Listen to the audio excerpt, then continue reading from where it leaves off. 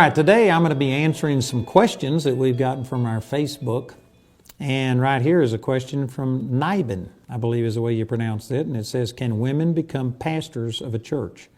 You know, I suspect with this name, this might be somebody from Africa or one of these countries. It sounds kind of like that. And in the African culture, you know, women don't have the ability to do a lot of things. And even in the U.S. and really among religious people, there has been a rejection of women doing certain things, such as being a pastor.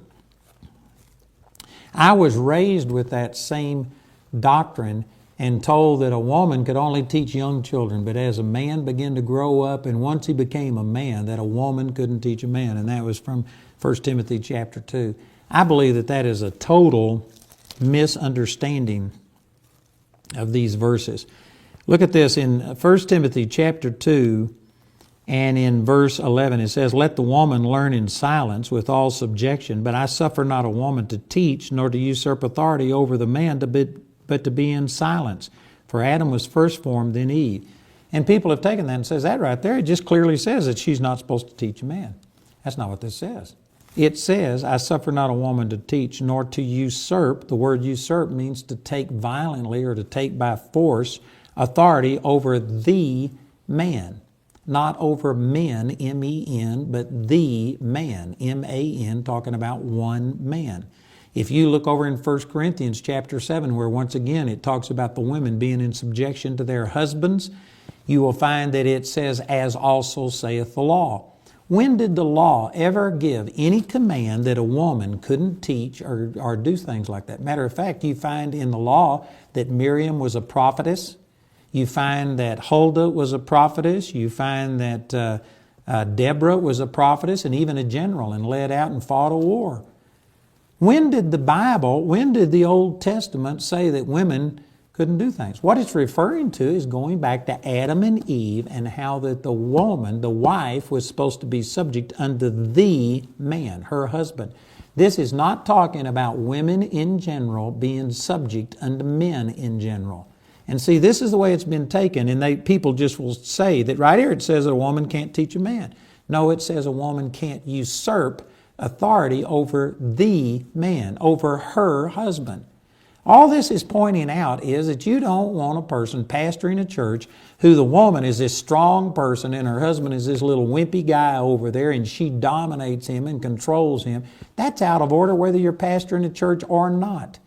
That's wrong. And really the same thing is said over here in 1 Timothy chapter 3 when it talks about a husband, how he has to have his family in subjection, and it puts restrictions and qualifications on him about how a bishop has to do all of these things. There's restrictions on a man. If you don't have integrity, if you can't discipline your own family, if you can't control money, if you don't have a good report and all of these things, you can't be the bishop of a church.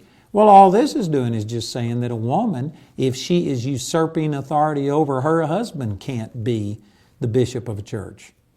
So again, I don't think this precludes a woman ministering. In 1 Timothy chapter 3, it says, a bishop then must be blameless, the husband of one wife, vigilant, sober, etc.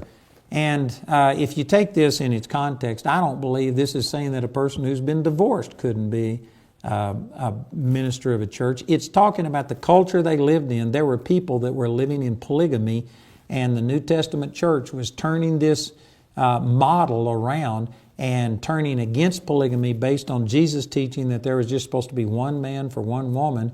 And so the leader of the church should be the husband of one wife. In other words, there needs to be just one mate, not multiple mates.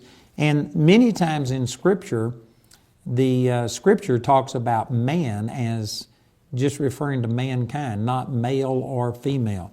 So I wouldn't argue with a person that says that a pastor has to be a male. I'm not going to argue with you over this, but I certainly am not going to argue with anybody if a woman was a pastor, as long as the husband has not had his authority usurped. It's not against his will.